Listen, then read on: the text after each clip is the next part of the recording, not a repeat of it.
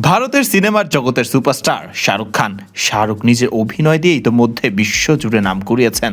তবে এর পাশাপাশি তার আরও কিছু পরিচয় রয়েছে। 2008 সাল থেকে শুরু হওয়া আইপিএল থেকে শুরু করে নানা ফ্র্যাঞ্চাইজি ক্রিকেট লিগে অংশ নেয় শাহরুখের দল নাইট রাইডার্স। এবার সেই নামেই গোটা একটি স্টেডিয়ামে কিনে নিলেন বলিউড বাদশা খ্যাত এই তারকা। সাধারণত সিনেমা নিয়ে ব্যস্ত থাকা শাহরুখ ক্রিকেটের জনপ্রিয় ফ্র্যাঞ্চাইজি নাইট রাইডার্স গ্রুপের অন্যতম একজন মালিক।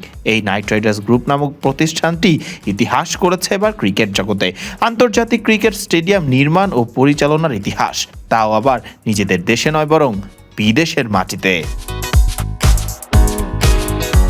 যুক্তরাষ্ট্রের লস অ্যাঞ্জেলেসে নাইট রাইডার্স ক্রিকেট গ্রাউন্ড নামের মাঠেই মেজর লিগের নিজেদের প্রথম ম্যাচ খেলেছে Los Angeles Knight Riders. Washington ফ্রিডমের বিপক্ষে তাদের এই ম্যাচ দিয়েই আনুষ্ঠানিক যাত্রা শুরু করেছে ফ্র্যাঞ্চাইজিটির নিজস্ব মাঠটি।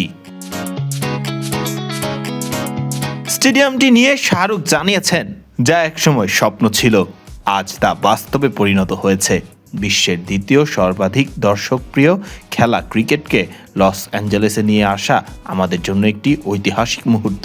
ফেয়ারপ্লেক্স ও নাইট রাইডার্সের দীর্ঘমেয়াদী এই অংশীদারিত্ব শুধু একটি ক্রিকেট ভেন্যু তৈরি করেনি, বরং এমন একটি জায়গা গড়ে তুলেছে যেখানে থাকবে কমিউনিটি, আনন্দ, বিনোদন ও একসঙ্গে থাকার অনুভূতি। শাহরুখের এই ফ্র্যাঞ্চাইজির আরও রয়েছে দল।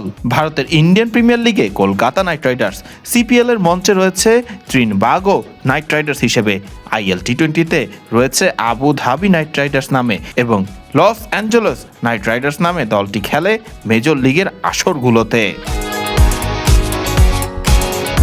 ফরদিন রহমান সহকাল, বিডি ক্রিক টাইম।